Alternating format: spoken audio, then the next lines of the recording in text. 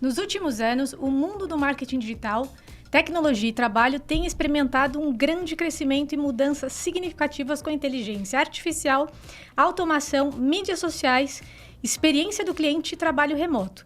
E eu, Priscila Bercoa, e eu, Vivian Castanheda, trouxemos aqui no Compartilha Cast um especialista para falar sobre isso.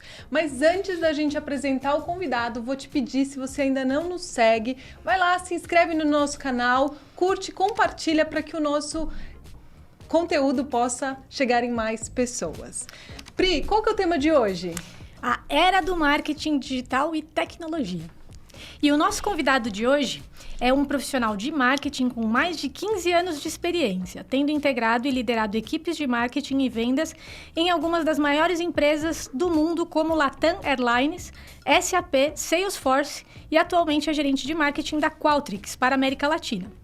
Bacharel em Comunicação pela UMESP, certificado internacionalmente em Marketing Digital pela Wharton School, University of Pennsylvania e MBA em Gestão Estratégica e Econômica de Negócios pela FGV. Seja muito bem-vindo, Renan Ubeda, ao Compartilha Cast. Muito bem-vindo, Obrigado Renan. pelo convite. Estou ansioso para bater um papo com vocês aqui hoje sobre marketing digital, tecnologia, negócios. Vamos falar muito aqui sobre esse tema que é tão atual e que o pessoal aí que nos assiste, nos acompanha, está muito interessado em saber, né? Em se atualizar.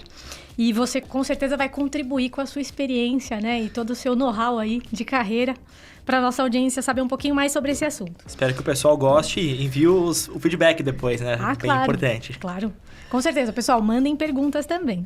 Bom, Renan, para começar, eu gostaria que você comentasse um pouco pra gente como é que você começou nessa carreira na área da comunicação e de marketing e há quanto tempo que você faz isso? Puxa, agora eu vou entregar a idade, né? Comecei faz bastante tempo mesmo. Teve duas pessoas que me influenciaram bastante na decisão por esse caminho de carreira. A primeira dessas pessoas foi o meu primo, o Thiago Ubeda, que também é publicitário, trabalhou na Young Rubicon durante muitos anos, hoje trabalha no segmento de indústria farmacêutica. E eu via ele na época mexendo em todos aqueles softwares de estruturação eletrônica, enfim, aquilo me chamava muita atenção. E uma outra pessoa foi um colega que tem uma agência hoje em dia de gestão de tráfego, que é o Henrique Peron. E foi muito nessa parceria com o Henrique que eu acabei entrando nessa área. Então, eu era criança, tinha 10 anos de idade, para vocês terem uma ideia como isso começou lá atrás. Foi ontem, né? Foi ontem. Eu tinha uma bicicleta que meu pai tinha me dado de Natal. Essa história é muito legal. Uhum. E eu tinha um computador muito antigo, um 486, agora não tem como mais esconder a idade, que não tinha placa de internet esse computador. E o pai do Henrique Peron, ele trabalhava com montagem e manutenção de computadores. E aí eu cheguei pro Henrique e falei, Henrique, você quer essa minha bicicleta aqui em troca de uma placa de internet para eu colocar no meu computador? Já começou negociando ali. E ele falou, puxa, quero. Aí eu cheguei em casa e meu pai falou, cadê sua bicicleta? Eu falei, pai, então, troquei a minha bicicleta por essa placa de internet. Meu pai quis me matar porque ele tinha comprado aquela bicicleta de Natal para mim havia alguns meses. Uhum. E aí eu instalei aquela placa de internet e dali eu falei, puxa, agora eu vou aprender esses softwares todos que meu primo usa. Só que não existia YouTube, né? Não tinha ali como eu ver tutoriais nem nada do tipo. Tinha que ir na biblioteca, né? Quase isso, né? Na verdade, tinha algumas apostilas online, apostilas que a gente baixava em PDF.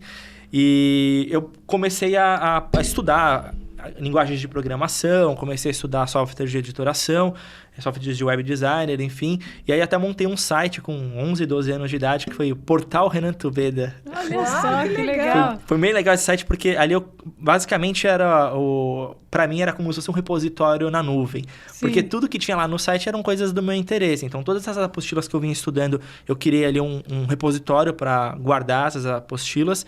Tinha ali também algumas outras coisas que eu tinha interesse, alguns joguinhos da época, enfim. E, por incrível que pareça, o site começou a crescer. Muitas pessoas começaram a visitar o site e não era o objetivo, né? O objetivo era realmente ter um repositório. E foi super legal, várias pessoas baixaram lá os conteúdos e tudo mais. Então foi minha primeira experiência com o mundo de marketing, mundo de internet. Mas você já estava pensando visionário ali, né? Olha, eu vou falar que... Na nuvem ainda, né? Primeira nuvem. Quando a gente olha para trás, parece que foi algo pensado. Sim. Mas não, assim, foi realmente algo mais instintivo do que efetivamente pensado. Depois disso, eu comecei a fazer um pouco mais pra frente, ali com 14, 15 anos, eu comecei a fazer alguns sites para empresas ali do bairro. Então, eu ia lá na pizzaria, oferecia um site, ia na loja de som de carros, oferecia um site. E aí, eu comecei a fazer alguns sites para algumas empresas e fui fazer um técnico em publicidade e propaganda. Então, eu sou de São Caetano, tem uma escola pública lá muito boa, né? O Alcina, até hoje em dia, é uma escola referência. E ela oferecia um curso técnico de publicidade e propaganda. Falei, puxa, eu vou entrar nesse curso.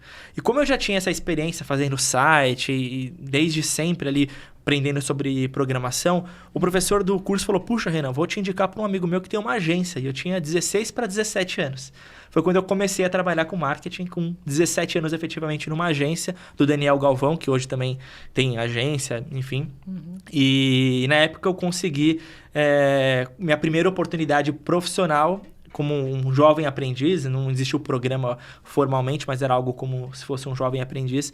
E eu fui trabalhar na agência do Daniel Galvão e do pai dele, lá na Zona Norte. Eu era de São Caetano, eu ia de manhã para a escola, à tarde eu ficava lá na agência e à noite eu ia para o técnico fazer o técnico. Então foi mais ou menos assim que começou a minha carreira em marketing, há 15, 16 anos. Renan, e muitas pessoas ainda dizem, né, que foi sorte, porque entender todo o processo e o quanto é necessário a gente que está começando, né, se dedicar para que a gente chegue onde a gente busca. Isso parece dolorido, mas eu tenho certeza que era muito cansativo, mas você fazia aquilo com muita vontade, com muita energia. E eu não quero dramatizar, mas tudo que eu vou falar aqui é verdade. O que eu ganhava na agência, basicamente, não pagava o que eu gastava ali de condução, alimentação e tudo mais. E aí, o que eu fazia? Nos finais de semana ainda, de sábado e domingo, eu trabalhava como monitor em buffet infantil. Olha só. Porque aí eu juntava o dinheiro e esse dinheiro me ajudava a pagar, a alimentação, as coisas que eu precisava ali no dia a dia, porque eu não ficava em casa. Então, eu almoçava e jantava fora. O transporte... Todos os transportes que eu precisava fazer ao longo do dia, eu tinha que tirar de algum lugar. E meu pai, eu lembro que na época ele falou, olha, você quer começar a trabalhar agora? Quer? Então você vai ter que correr atrás. Sim. Você vai ter que se virar, vai pra cima. E aí, enfim, foi um período da minha vida bastante aí turbulento, mas que hoje, sem dúvida, eu me orgulho bastante de olhar para trás e ver que foi fundamental para chegar onde eu estou chegando. Com certeza. Isso aí. E daí você falou muito, né, de nuvem, de já pensar sem saber que você já estava sendo visionário. E hoje a gente falando de inteligência artificial, né, que isso está fazendo uma grande transformação na nossa vida. O quanto a inteligência artificial pode nos ajudar nesse mundo digital, né, que você vive, principalmente no marketing, quanto isso traz de retorno e quanto que você acha que também ainda pode estar atrapalhando um pouquinho? Eu vou responder essa pergunta primeiro com um questionamento que eu recebo muito e que tem bastante a ver, né? Eu tenho recebido muitas perguntas lá no Instagram, no LinkedIn também, de pessoas perguntando, Renan, tô vendo a inteligência artificial evoluir tanto, empresas adotando inteligência artificial em vários processos de negócio, o meu emprego está em risco? E a minha resposta que vai servir também para a sua pergunta. Como que uma empresa constrói diferenciação? É muito importante a gente entender esse processo. Sim. Uma empresa ela constrói diferenciação em base em 3 pilares. Um desses pilares é a tecnologia. Então, as empresas que conseguem adotar as tecnologias mais novas e conseguem utilizar ela de forma efetiva dentro do negócio, certamente ela vai ter mais oportunidades de inovar, ela vai ter oportunidades de escalar o negócio, escalar vários processos internos. O segundo pilar são processos. Então, as empresas, não adianta você ter a melhor tecnologia do mundo se você não tiver os processos internos que garantam que as pessoas tenham acesso a essa tecnologia, consigam utilizar ela da melhor forma, com os dados conectados, integrados, enfim, e que tenha governança sobre tudo isso. Então, o segundo pilar para se criar diferenciação é criar processos efetivos, que obviamente cumprem o papel de processo, que é trazer controle, mas que também empodere as pessoas que estão ali trabalhando e que motive as pessoas a fazer aquilo. E o terceiro pilar são pessoas.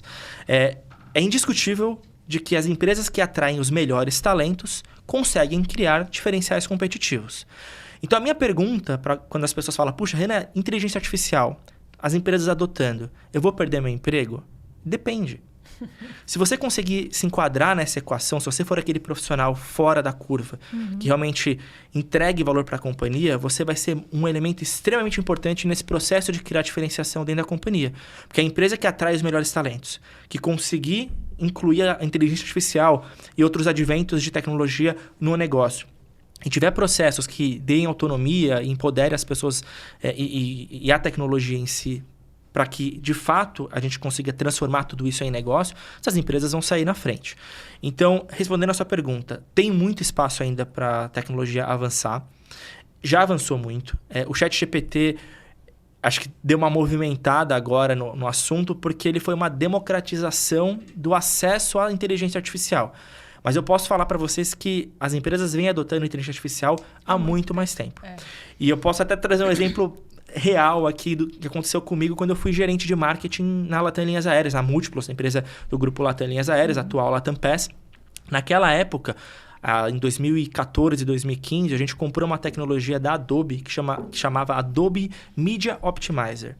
Para você ter uma ideia, naquela época a gente tinha um time de mídia grande dentro da empresa que pegava dado na unha praticamente, subia em Excel para encontrar oportunidades de otimizar o investimento de mídia. Então, a partir daquelas informações de quantidade de acessos no site, taxa de engajamento, taxa de conversão, os dados de mídia mesmo, de impressão, custo por clique, enfim, todos esses indicadores eram basicamente compilados na mão e a partir disso eram feitas inferências para fazer uma melhor alocação do investimento de marketing. Quando a gente contratou essa tecnologia, o Media Optimizer, o que ela fazia? Ela tinha algoritmos lá dentro que eram responsáveis por coletar esse dado, aplicavam-se ali modelos estatísticos para entender aquele dado e a própria tecnologia já passava a recomendação de qual era a melhor alocação do investimento de marketing. Uau. Então, isso em 2014 e 2015. Então, é um exemplo de inteligência artificial que já vem sendo adotada há muito tempo. Depois de a Media Optimizer, vieram outros concorrentes, a Abacus também era um outro player forte nesse mercado. A gente tem outros players dentro do mercado de mídia, um mercado que usa muita informação, muito dado. Então, o mercado meio que saiu na frente em relação ao uso de tecnologia para tomada de decisão. Então, quem toma a decisão no final do dia é o humano, que está ali por trás da tecnologia, mas com apoio muito grande da tecnologia. Sim, porque você tem que perguntar para a tecnologia. E lógico, quem programa a tecnologia é um humano. E depois tem que perguntar para poder dar toda essa voz e esses comandos. E fora que, se você, um humano, não souber usar melhor a inteligência artificial, também não vai funcionar, né? Exatamente. E o ChatGPT, o que ele fez? Ele tornou isso mais fácil. Ele facilitou porque ele consegue interpretar a pergunta. A gente brincava que a inteligência artificial antigamente, ela funcionava para quem sabia perguntar. Hoje em dia você ainda precisa saber perguntar, claro, né? Tanto que tem muita gente divulgando hoje em dia os melhores scripts para interagir com o ChatGPT, os prompts. Aí vários. Exatamente. Então ainda, obviamente, isso é importante, mas até com uma pergunta não bem formulada, a tecnologia já consegue te dar uma resposta bem adequada. Falar para você não soube perguntar. Quase isso, né? Ainda não tem essa interação tão crítica, né? Se você pedir feedback, ela dá, na verdade. Né? Se você não pedir, ela não vai falar nada. Mas, brincadeiras à parte, é legal ver a democratização da inteligência artificial e a aplicação dela em contextos fora do mundo de negócios, né? Eu vou falar por mim. Eu tenho feito academia, tenho tentado emagrecer, tenho tentado ali, agora que eu tive nenê, enfim, foi um processo, foram 1 ano e meio, pandemia mais 1 ano e meio entre gestação e os primeiros meses da nenê, acabei ganhando alguns quilos, estou voltando agora a fazer exercícios e a entrar numa dieta. E eu fui lá no ChatGPT e falei, puxa, deixa eu pedir para ele montar uma dieta para mim, né? Montar ali um cardápio legal. E montou. Já está num nível que substitua uma nutricionista? Acho que não. Né? Porque a nutricionista vai levar em consideração vários outros fatores que hoje a tecnologia não está utilizando, pelo menos não utilizou naquele momento. Então, ainda, e foco no ainda, a presença humana ela ainda é fundamental. Mas a gente sabe que a inteligência artificial está caminhando, sim, para ter um impacto grande em várias profissões. Várias. Marketing é uma delas.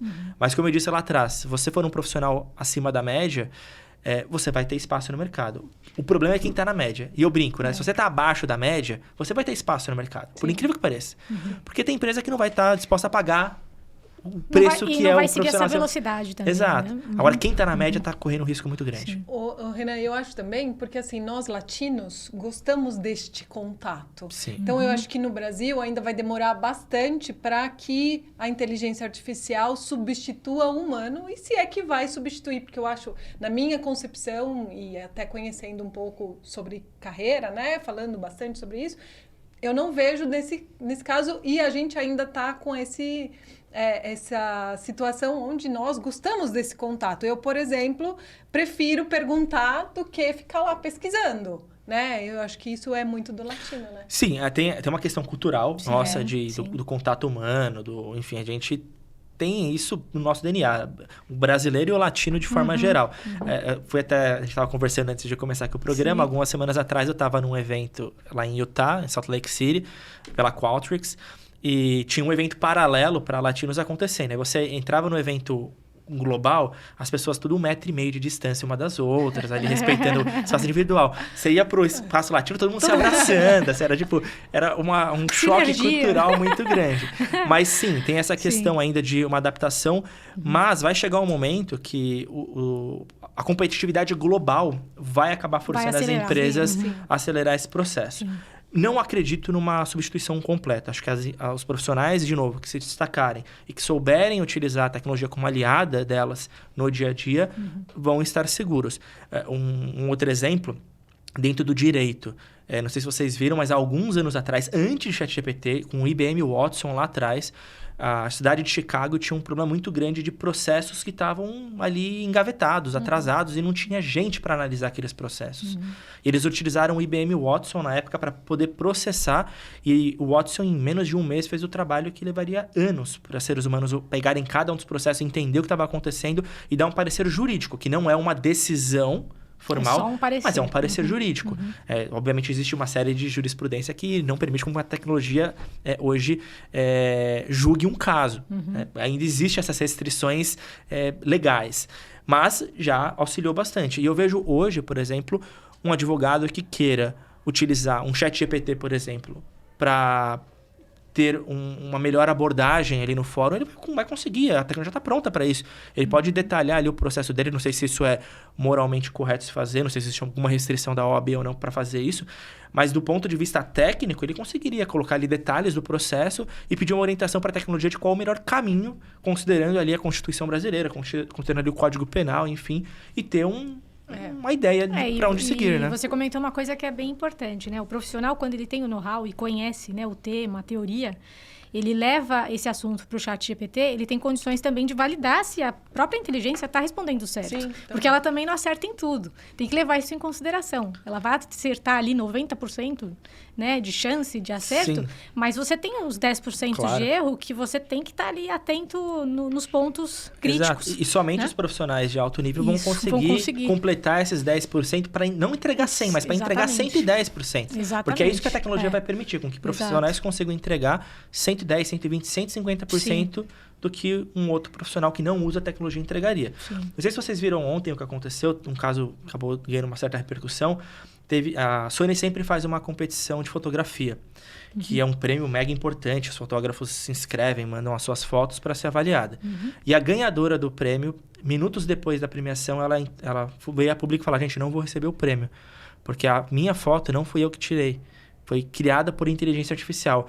Eu me cadastrei na competição para ver se nós já estávamos prontos para competir contra a inteligência artificial. Isso foi só um experimento. E eu acabei de perceber que não estamos prontos para lidar com a inteligência artificial ainda. Porque ninguém questionou ou conseguiu perceber que essa imagem não foi tirada por um ser humano. Não é uma imagem criada, produzida. Exato. A questão do Papa também, alguns dias atrás, né? Então, é muito difícil. Isso é muito perigoso também, né? Separar a realidade do que está sendo criado por deepfake ou por inteligência artificial. E uma coisa que eu vi também, assim, sobre conteúdos, né? Você falou da empresa dos 3 pilares, né? Da consistência de como você cria diferenciais, né? Se a gente não para olhar para esses 3 pontos que você comentou bem, de forma muito estratégica, a gente acaba o quê? Virando mais um, porque você vai colocar o comando no chat GPT que todo mundo está colocando, vai vir a mesma resposta e você vai postar a mesma coisa que o outro está postando e assim por diante, né? Exato. Então, é por isso que é a combinação, sim, né? Tem que ter ali a adoção da tecnologia, sim. Mas tem que ter as pessoas para operarem e criarem esses diferenciais e, enfim, ter o feeling humano, que acho que isso vai ser muito difícil replicar dentro da tecnologia, e os processos, né? Eu acredito muito nesses 3 pilares. Acho que as empresas conseguirem compreender isso e conseguir equilibrar essa equação, sem dúvida essas empresas vão ter um espaço bem positivo no mercado. Bom, gostaria de continuar falando de inteligência artificial, mas o nosso tempo é curto, Rê. Vamos falar agora sobre social media, sobre redes sociais, né? Você tem 2 chapéus aí, e um deles é de social media e o outro de gerente de marketing, né? Qualtrics, como você comentou. E na sua posição de social media, de influenciador de marketing digital, qual que é a sua opinião em relação aos perfis fakes? Né? A gente acompanha aí muita gente sofrendo com isso, inclusive com golpes, né? E pouca ação das autoridades e também da própria plataforma, né? E como é que você vê todo esse cenário com o crescimento que a gente tem nas redes sociais? É muito difícil, tá? Eu não sei se vocês têm conhecimento dessa informação, mas tem um estudo de cybersecurity que fala que o Brasil ele é o país hoje que mais sofre com ataques cibernéticos e é o país onde tem os golpes, né? as artimanhas mais criativas. Tanto que o nosso sistema bancário é um dos mais evoluídos no mundo justamente por conta disso. Né? Infelizmente, o brasileiro usa muitas vezes a sua inteligência e a sua capacidade de adaptação para o mal. E isso tem sido um problema grande. Eu vi que você recentemente publicou alguns perfis fake seus. Eu já tive esse problema. Estou enfrentando esse problema. Eu acho que existe, sim, uma responsabilidade que deveria ser da plataforma. Porque eu mesmo já denunciei, meus seguidores já denunciaram vários desses perfis, e você volta nesses perfis 15, 20 dias depois eles continuam ativos, então isso é bem ruim. Acho que a plataforma deveria ser mais ágil quando percebe que existe um grande número de pessoas clonando ou até reclamando, né, dessas clonagens, que deveria ter pelo menos um critério de avaliação um pouco mais rápido. Até a inteligência artificial poderia ser utilizada nesse tipo de situação. Mas é muito difícil controlar, tá? E, inclusive, essa semana, 2 semanas atrás, na verdade, na semana passada, eu divulguei que foi habilitado no Brasil o WhatsApp como meio de pagamento para pessoa jurídica, né? Então, estava esse processo em andamento lá no Banco Central, foi aprovado e ontem não, há uma semana mais ou menos, foi liberado oficialmente. Então, agora, empresas podem utilizar o WhatsApp como meio de pagamento. E quando você olha os comentários do meu post, principalmente, você vai ver lá que a maioria das empresas, a principal preocupação delas é a mesma. Gente, a plataforma está preparada para golpes, para fraude. Porque essas pessoas já enfrentaram fraudes em outros modelos. Sim. O Pix no Brasil. O Pix no Brasil é um negócio maravilhoso. Mas a gente vê a quantidade de pessoas que têm sofrido sequestro relâmpago ou golpes. Está muito fácil, entre aspas, né? Ludibriar as pessoas para fazer uma transação na expectativa de que aquilo é real e não é. E, de novo, tem uma responsabilidade, acho, federal, do governo mesmo, de atuar e agir em cima dessas quadrilhas, ter mais inteligência para conseguir identificar. Tem uma responsabilidade das plataformas, tem uma responsabilidade do usuário, que tem que ficar mais atento, enfim. Mas é um problema que, sem dúvida, se não tiver uma atenção maior, vai acabar limitando muitas coisas. O WhatsApp como meio de pagamento mesmo. Eu não acredito numa adoção tão rápida e tão forte justamente por conta de fraudes. Precisa mesmo entender. Porque, infelizmente, né, como você disse, em vez de usar a inteligência para o bem, usa para o mal, né? Então, a gente tem que ficar muito atento com isso. Gente, tome muito cuidado, né? Sempre dê o double check para que realmente não caia. Porque isso acaba sendo bastante complicado. E eles são muito criativos. Eu mesmo, há um tempo atrás, eu não vou falar do tipo do golpe aqui, mas eu mesmo quase caí quando eu percebi. Falei, puxa, mas peraí, tá estranho isso daqui. Foi assim, aos 45 do segundo tempo. Aí eu parei para pensar um pouco melhor e falei, puxa, era um golpe. Foi por muito pouco. E, querendo ou não, eu sou uma pessoa que estou no meio de internet, né? Trabalhei na SAP, na Salesforce, 2 das maiores empresas de tecnologia do mundo. Estou inserido nesse contexto. Agora, imagina uma pessoa que não está inserida nesse contexto. Um aposentado ou alguém que, enfim, não tem essa relação tão próxima com tecnologia. São vítimas muito mais suscetíveis a cair nesse golpe. Claro. E cai o mais mesmo, possível. viu? E cai. Cai bastante. Pô, como que a gente consegue ter mais sucesso com o marketing, né? E assim, por onde a gente começa? Porque, como você estava falando, toda hora muda o algoritmo, muda muitas coisas e muita gente falando e tem gente que fala de um jeito, tem gente que fala do outro. Para quem está começando, que está nos assistindo, como começar para ter sucesso no marketing? Eu vou separar essa resposta em duas. Tá. Então, a segunda parte dela vai ser realmente olhando o marketing digital e redes sociais. Mas antes eu queria só lembrar as pessoas que estão assistindo a gente, ouvindo a gente, que marketing é mais do que comunicação. Isso é muito importante. Um tempo atrás eu dei uma consultoria para um amigo meu, ele montou uma barbearia lá em São Caetano e não vinha tendo um bom resultado. Ele falou, puxa, Renan, se eu não conseguir reverter essa situação, eu vou acabar fechando a minha barbearia. Você pode me ajudar? Falei, puxa, claro, né? E acho que a expectativa dele era justamente eu ajudar ele nas redes sociais, no Instagram, pensar em uma estratégia de comunicação mais efetiva, que atraísse. Pronto, né? Aí eu fui até a barbearia dele, não era uma barbearia que eu frequentava, porque não é tão próximo ali do meu bairro, enfim. Mas fui lá na barbearia dele e falei, puxa, eu tenho algumas recomendações para você. Ele falou, qual? Falei, você tem que investir no seu ponto de venda e você tem que mudar a sua precificação. Eu falei, puxa, mas eu vim aqui pedir uma ajuda para você me ajudar com marketing. Então, marketing também é estratégia de produto, também é estratégia de precificação, estratégia de distribuição ou de ponto de venda e comunicação, nos famosos 4 P's de marketing. E no caso dele, por que essa foi a minha primeira recomendação? Qualquer empreendimento hoje, a gente falou de profissionais que devem fugir da média. Empreendimentos também devem fugir da média. E o caso dele, ele tinha uma precificação que era nem o preço premium praticado por outras barbearias ali da região do bairro, nem era aquele preço mais básico que era ofertado por aqueles barbeiros mais tradicionais, aqueles que estavam ali 30, 40 anos no bairro. Então ele tinha um preço intermediário. Então, puxa, ficar num preço intermediário é muito ruim. Porque quem quer uma experiência interessante vai pagar um pouco mais para ter essa experiência interessante. E quem não dá valor para esse tipo de experiência vai no tiozinho que está ali há 30, 40 anos, que sem dúvida corta muito bem. Não à toa ele está ali há 30, 40 anos. Então, ficar no meio do caminho é muito perigoso. Então, foi a primeira recomendação que eu dei para ele. Então, pessoal, lembra de estratégia de precificação. E a segunda foi do ponto de venda. Por quê? Porque a minha recomendação para ele foi colocar um preço premium. Mas para colocar um preço premium, você tem que ter diferenciais que justifiquem você ter aquele preço. E a barbearia dele era uma barbearia bonita, mas que não oferecia nada de diferencial. Falei para ele, puxa, por que você não monta um serviço de bar, um serviço de café?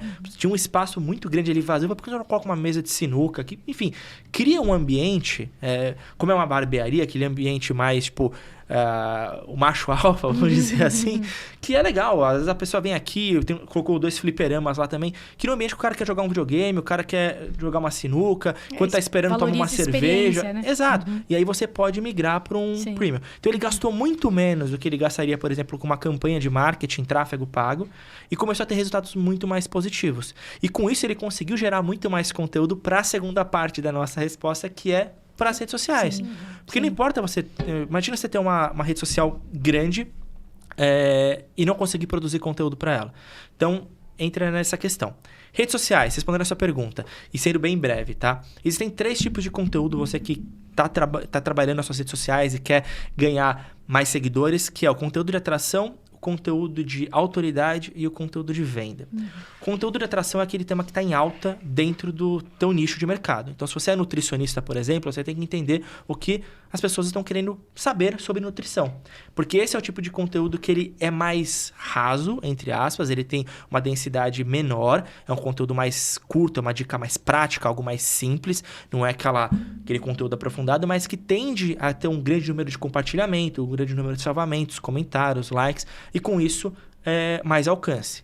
O conteúdo de autoridade é aquele conteúdo que é um pouco mais denso, onde você vai realmente colocar ali mais da sua experiência, vai tratar algum assunto com um pouco mais de profundidade, que é muito importante nesse processo de construção de presença social, mas que no início ele tem que ser menos frequente. Eu gosto de usar a estratégia 6-1-0, que são 6 conteúdos de atração para 1 de autoridade na semana, e o 0 ou nenhum de venda, que é o terceiro tipo de conteúdo, que é aquele conteúdo que de fato você está ofertando ali um produto ou um serviço. Então, no início, essa estratégia 6-1-0 ela funciona muito bem. 6 conteúdos de atração, então fique muito atento ao que está em alta dentro do teu nicho de atração, 1 conteúdo de autoridade e, por enquanto, nenhum conteúdo de venda. Quando você alcançar um número X de seguidores que você entenda que já é interessante para o teu perfil, aí você começa a mudar essa equação. 4, 2, 1 ou 3, 3, 1, enfim, você vai moldando isso à sua necessidade, com isso produzindo conteúdo que seja de fato relevante para o seu público. Super dica, Rê. Dá até pra gente depois voltar aqui, né? certeza. E falar mais Fala só de redes sociais. Só disso, né? de rede social.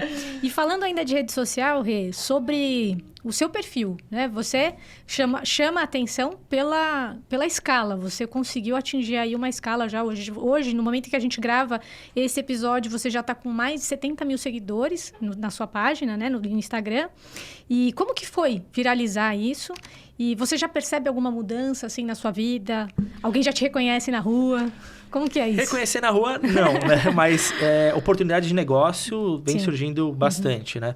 O meu perfil viralizou bem rápido até. Foi dia 21 de dezembro, foi quando eu decidi tornar meu perfil público e produzir conteúdo no Instagram. E aí também veio uma outra recomendação para quem está trabalhando com redes sociais, defina um nicho e o subnicho do nicho. Seja muito específico naquilo que você está fazendo. Então, no meu caso, falar de marketing digital. Eu poderia utilizar várias abordagens. Eu tenho 15 anos de carreira. Trabalhei, como você colocou lá no começo, em alguma das maiores empresas do Brasil e do mundo. Na Latanias Aéreas, a maior companhia aérea da América Latina. Sim. A SAP é a maior empresa de tecnologia da Europa. A Salesforce está entre as 10 maiores empresas dos Estados Unidos. Então, seria um caminho. Mas no Instagram eu decidi que não.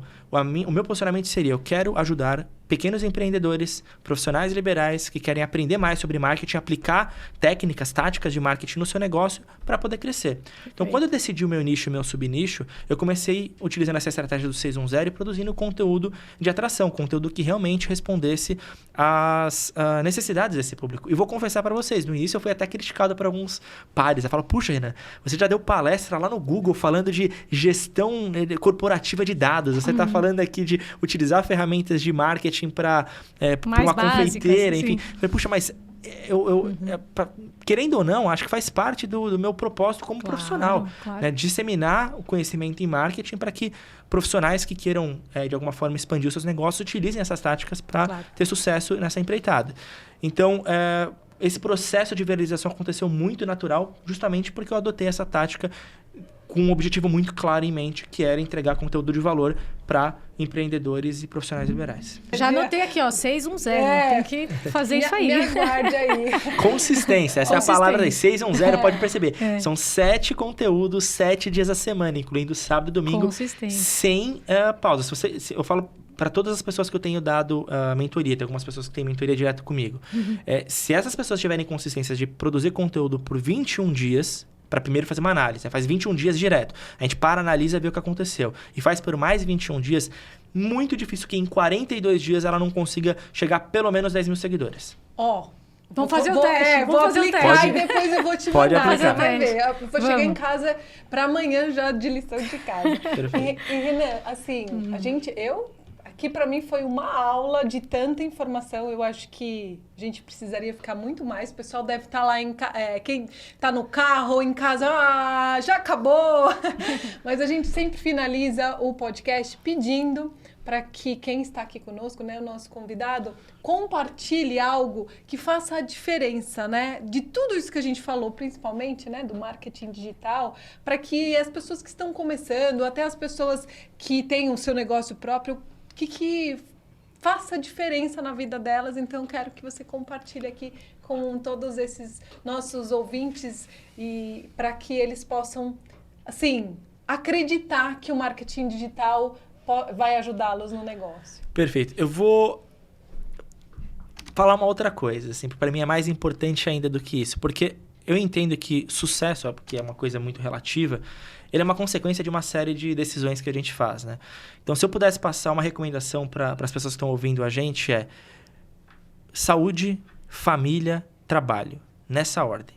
Porque não adianta nada as pessoas irem atrás de muito sucesso, muito trabalho, investir muito tempo ali, às vezes 20 horas por dia num negócio, e quando as coisas começam a acontecer, ela está doente mentalmente falando, ele está com uma depressão, está com uma ansiedade, ela não consegue entregar, e a gente vê o quanto as pessoas hoje têm sofrido com essa pressão, de uma forma geral, da sociedade para que todo mundo tenha sucesso, para que todo mundo empreenda, para que todo mundo seja acima da média.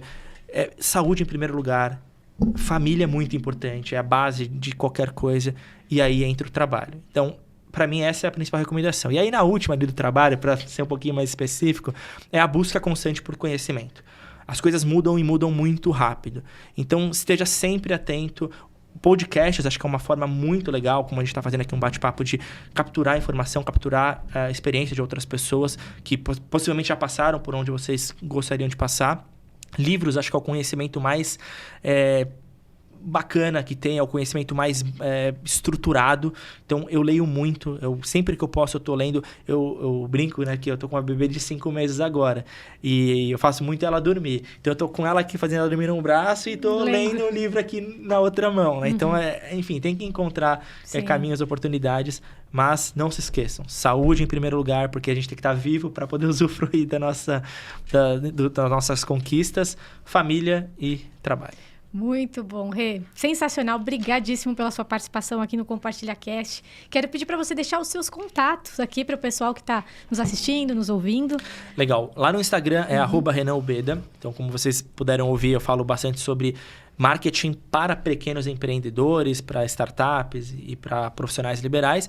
E lá no LinkedIn também, procurem lá Renan Ubeda, Renan Tucci Ubeda. Vocês vão encontrar lá meu perfil. Lá eu falo tem uma outra abordagem. Lá é um marketing mais enterprise, mais corporativo, olhando ali desafios de grandes corporações ou de profissionais de marketing, analistas de marketing e outros gerentes de marketing de outras grandes empresas. Então, são 2 abordagens diferentes. Me sigam nos 2 lugares, que certeza que vai ter conteúdo interessante para vocês. Sensacional. E olha, se você gostou do conteúdo, se inscreve no nosso canal se você ainda não está inscrito, curte, compartilha para que esse conteúdo possa chegar em mais pessoas. Muito obrigada, Renan, por estar aqui conosco. Muito obrigada a você que esteve conosco até agora e até o próximo episódio. Até! Tchau, tchau.